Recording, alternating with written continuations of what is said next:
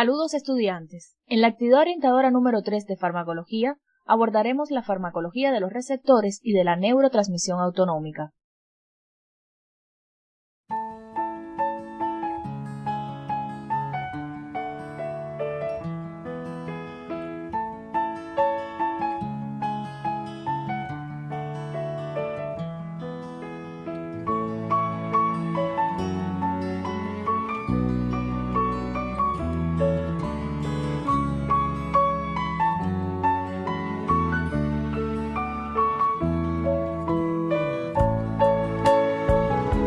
Al finalizar la actividad, serán capaces de identificar los pasos básicos de la neurotransmisión autonómica, ejemplificar la utilidad terapéutica de los fármacos que actúan en la neurotransmisión autonómica, describir las características de sustancias agonistas y antagonistas, y ejemplificar los tipos de antagonismo. En la semana anterior estudiamos los procesos a los que están sometidos los fármacos en el organismo: absorción, distribución, metabolismo y excreción, de gran importancia para determinar la velocidad de inicio de la acción de un fármaco, la intensidad y la duración de su efecto. Estos procesos pueden ser modificados por múltiples factores que debemos tener en cuenta cuando prescribimos un medicamento. Desde el punto de vista anatómico, el sistema nervioso se divide en sistema nervioso central y sistema nervioso periférico, constituido por neuronas que entran o salen del sistema nervioso central. La porción eferente del sistema nervioso periférico se divide en dos porciones funcionales: el sistema nervioso somático y el sistema nervioso autónomo. Este último consta de dos grandes divisiones morfológicas: el sistema nervioso simpático y el parasimpático. La mayoría de los órganos reciben inervación simpática y parasimpática, cuya activación suele ocasionar efectos contrarios. Desde el punto de vista farmacológico presenta gran interés la porción eferente del sistema nervioso autónomo, porque los fármacos que modifican sus funciones actúan sobre éste.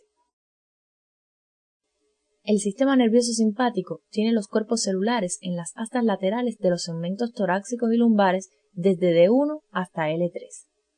Las fibras preganglionares son cortas y el ganglio se encuentra alejado del órgano efector. La fibra postganglionar es larga y se encamina hacia los diferentes sitios donde actúa el sistema simpático. La noradrenalina es el neurotransmisor de la mayoría de las fibras simpáticas postganglionares, que interactúan con receptores alfa, beta y dopaminérgicos localizados en los órganos efectores. En el sistema nervioso parasimpático, las neuronas provienen de los pares craneales 3, 7, 9 y 10 y los segmentos S2, S3, S4 de la médula sacra. A diferencia del sistema simpático, posee generalmente largas fibras preganglionares. Los ganglios están próximos a fibras dentro del mismo órgano efector y las fibras postganglionares son cortas. La acetilcolina es el neurotransmisor de las fibras pre- y postganglionares, que interactúan con los receptores muscarínicos y nicotínicos en los órganos efectores. Varias investigaciones han permitido comprender todos los pasos involucrados en la neurotransmisión autonómica. En general, estos pasos son similares para el simpático y el parasimpático, y lo que varía son los neurotransmisores. Así tenemos la biosíntesis del neurotransmisor, almacenamiento, liberación, acción en receptores específicos y la inactivación. Su conocimiento nos permitirá comprender la utilidad terapéutica de varios medicamentos que modifican las funciones del sistema nervioso autónomo. La síntesis del neurotransmisor en el sistema simpático comienza con la hidroxilación del aminoácido tirosina, catalizada por la tirosina hidroxilasa, y se considera el paso limitante de la síntesis. Esta enzima es bastante selectiva, a diferencia de las otras que intervienen en este proceso. La dopa obtenida es transformada en dopamina por acción de la enzima dopa descarboxilasa. reacción que también ocurre en el citoplasma de la neurona adrenérgica. La enzima dopamina beta hidroxilasa convierte a la dopamina en noradrenalina en el interior de las vesículas sinápticas. Y finalmente, esta última puede metilarse para formar adrenalina por acción de la feniletanolamina N-metiltransferasa. Las catecolaminas sintetizadas se almacenan en vesículas formando un complejo con el ATP y con proteínas denominadas cromograninas. La liberación al espacio sináptico se lleva a cabo a través de un proceso de exocitosis dependiente de calcio.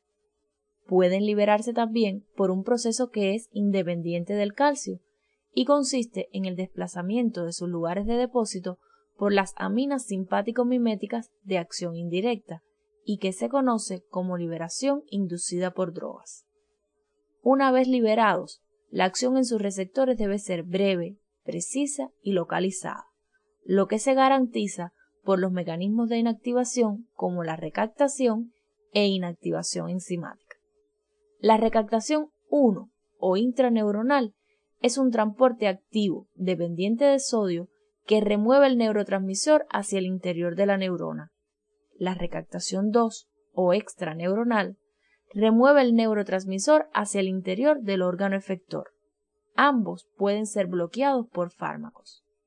La inactivación enzimática se debe a la acción de las enzimas monoaminoxidasa, MAO, y catecol ortometiltransferasa, COM.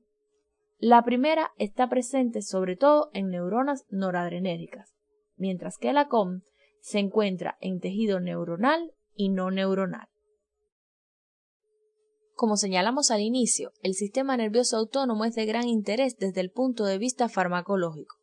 Muchas sustancias modifican sus funciones y son de utilidad terapéutica como la L-Dopa, medicamento empleado en el tratamiento de la enfermedad de Parkinson, la que se manifiesta por movimientos involuntarios y trastornos del tono muscular, motivados por un déficit de dopamina en las vías nigroestriatales.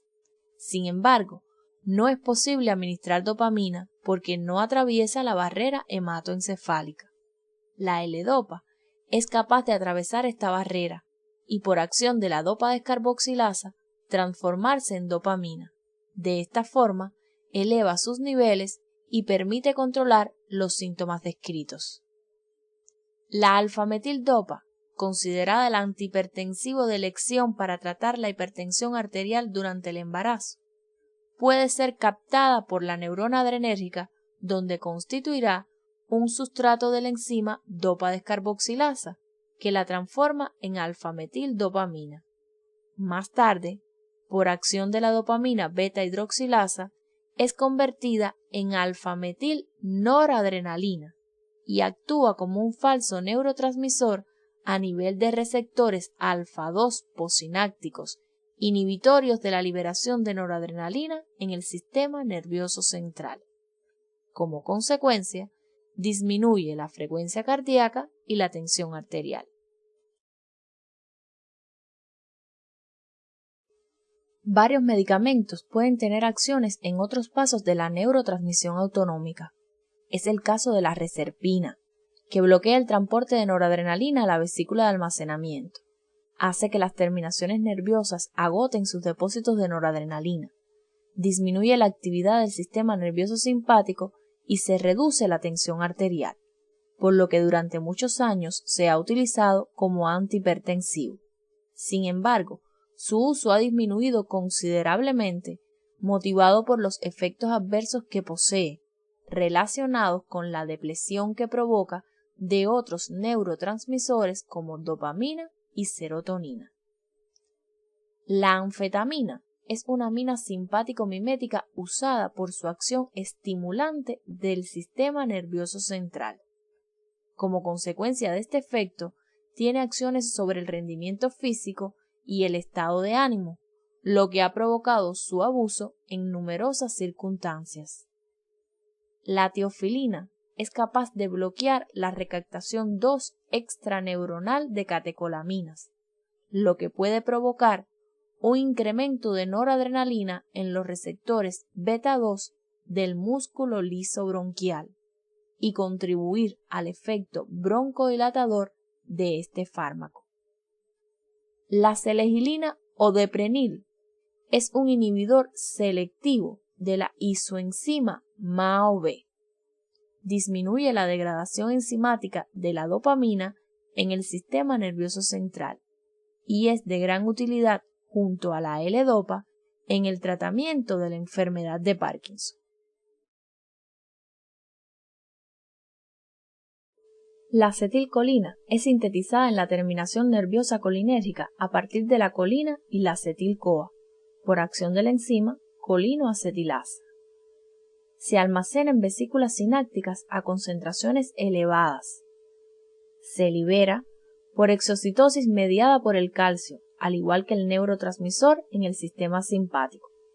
Actúa sobre receptores muscarínicos y nicotínicos y es inactivada por acción de las enzimas acetilcolinesterasa y pseudocolinesterasa. La primera es relativamente específica para la acetilcolina y responsable de la hidrólisis rápida en las sinapsis colinérgicas. Por su parte, la pseudocolinesterasa es relativamente poco selectiva y se encuentra en plasma y muchos tejidos. Se encarga de metabolizar otros ésteres de la colina como la succinilcolina.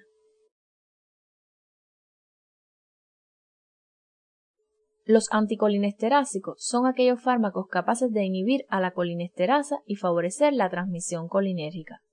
Han demostrado ser eficaces en enfermedades como el glaucoma, donde logra reducir la tensión intraocular, mejorando los síntomas y signos de la misma.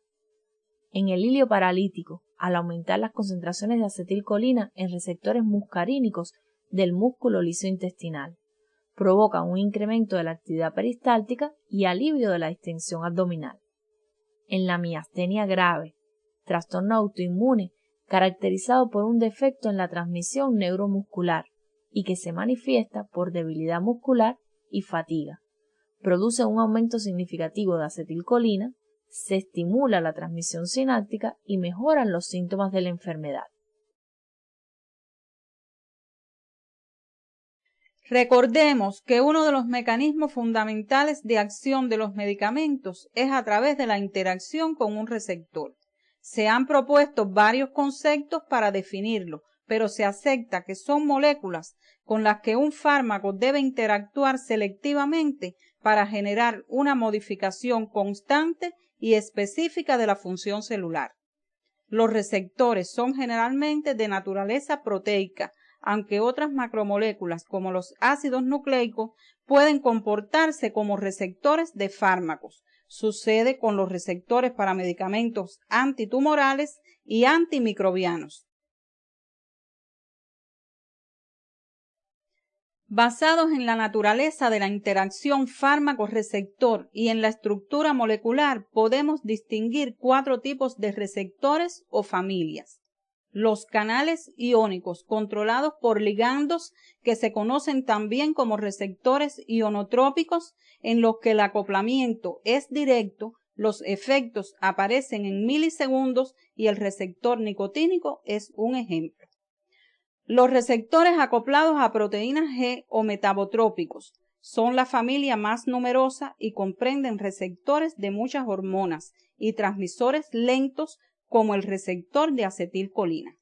Los receptores con actividad enzimática constituyen un grupo extenso y heterogéneo que corresponden a mediadores proteicos, contienen un dominio intracelular de tipo enzimático con actividad de proteína quinasa o guanilato ciclasa e incluyen receptores de insulina, citoquinas y factores de crecimiento. Su activación genera efectos que aparecen inmediatamente o tardíos que suelen ser de duración prolongada. Los receptores nucleares regulan la transcripción génica, el acoplamiento es a través del ADN, engloba receptores de hormonas esteroideas, tiroideas, vitamina D y sus efectos son tardíos y de duración prolongada. Para que un fármaco produzca un efecto biológico necesita reunir 2 propiedades fundamentales: La capacidad que posee un fármaco de unirse al receptor y formar el complejo fármaco-receptor se conoce como afinidad. La capacidad que tienen una vez que se han unido al receptor de generar un estímulo y desencadenar una respuesta o efecto farmacológico es la actividad intrínseca. Los fármacos que poseen afinidad y actividad intrínseca son los agonistas, mientras que aquellos que tienen afinidad pero carecen de actividad intrínseca son los antagonistas, debido a que bloquean los efectos normalmente inducidos por el agonista. Los agonistas dan lugar al inicio de una respuesta, mientras que los antagonistas simplemente ocupan el receptor. El antagonismo es la interferencia de la acción de una sustancia química mediante la acción de otra y tiene una importancia extraordinaria en el campo de la farmacología. El antagonismo químico se produce como resultado de una reacción química entre dos sustancias, lo que origina la pérdida del efecto farmacológico o tóxico de la sustancia, y es el que se produce cuando utilizamos sulfato de protamina con carga electropositiva en el tratamiento de las hemorragias graves causadas por el anticoagulante heparina con carga electronegativa.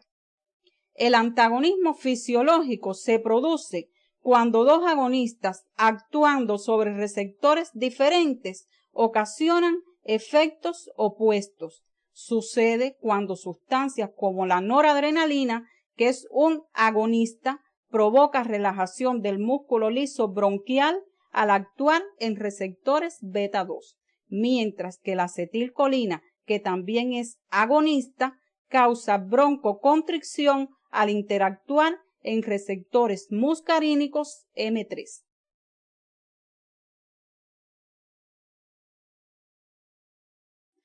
Por otro lado, el antagonismo farmacológico puede ser no competitivo y competitivo.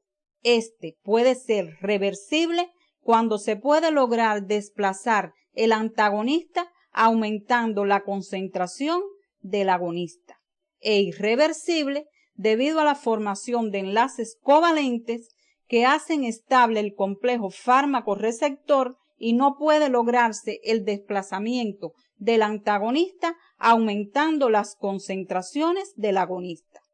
Las aplicaciones terapéuticas de agonistas y antagonistas adrenérgicos y colinérgicos son el mejor ejemplo del antagonismo farmacológico competitivo reversible, el bloqueo irreversible de receptores alfa 1 y alfa 2 por la fenoxibenzamina de utilidad en el tratamiento del feocromocitoma es el ejemplo del antagonismo farmacológico competitivo y reversible.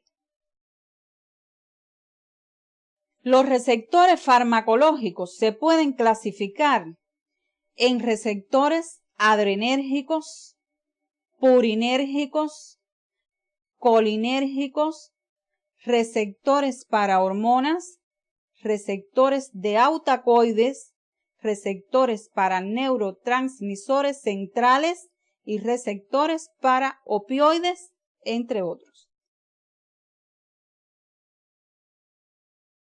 Por su importancia, estudiaremos los receptores adrenérgicos y colinérgicos. Los receptores adrenérgicos pueden ser receptores alfa, alfa 1 y alfa 2, receptores beta, beta 1 y beta 2, y receptores dopaminérgicos D1, D2, D3, D4 y D5.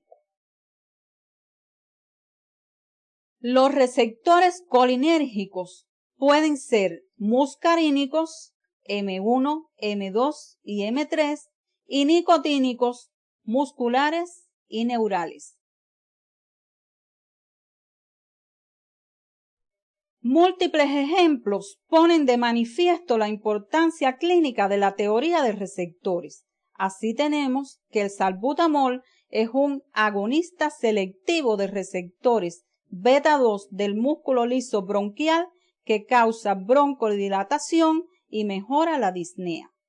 La pilocarpina es un agonista de receptores muscarínicos M3 que produce contracción del esfínter pupilar y de los músculos ciliares. De esta forma reduce la tensión intraocular que se encuentra elevada en los pacientes con glaucoma.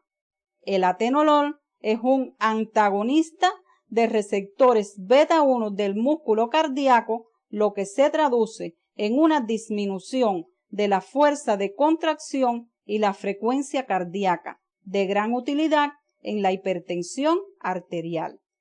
El bromuro de ipratropio es un antagonista de receptores muscarínicos M3 en el músculo liso bronquial que provoca broncodilatación y mejora los síntomas secundarios a la obstrucción bronquial en pacientes con bronquitis crónica. Al concluir esta actividad orientadora, podemos arribar a las siguientes conclusiones. Los pasos básicos de la neurotransmisión autonómica son la síntesis, el almacenamiento, la liberación, la interacción con receptores específicos y la inactivación del neurotransmisor.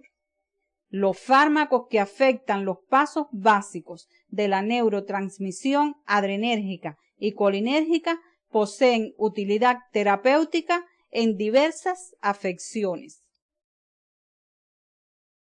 Se distinguen 4 tipos de receptores fisiológicos, que son receptores acoplados a canales iónicos, receptores acoplados a proteína G, receptores ligados a enzimas y receptores que regulan la transcripción de genes. Los fármacos agonistas poseen afinidad y actividad intrínseca, mientras que los antagonistas poseen solo afinidad. El antagonismo puede ser químico, fisiológico y farmacológico. Este último reviste la mayor importancia desde el punto de vista clínico. La clasificación de receptores farmacológicos constituye una base útil para resumir los efectos de los fármacos y sus consecuencias en el organismo, lo que favorece el uso racional de los medicamentos. Este tema lo puedes revisar en el libro de texto básico de la asignatura Farmacología General. Como bibliografía complementaria te recomendamos el texto Velázquez, Farmacología Básica y Clínica. No olvides revisar otros materiales que se orientan en la guía de estudio del tema y se encuentran en el CD de la asignatura. En la próxima actividad orientadora estudiaremos las diferentes sustancias que actúan en nuestro organismo como mediadores químicos y la utilidad terapéutica de los fármacos relacionados con estos al inhibir la síntesis, interactuar con los receptores específicos o interferir en la degradación de cada mediador.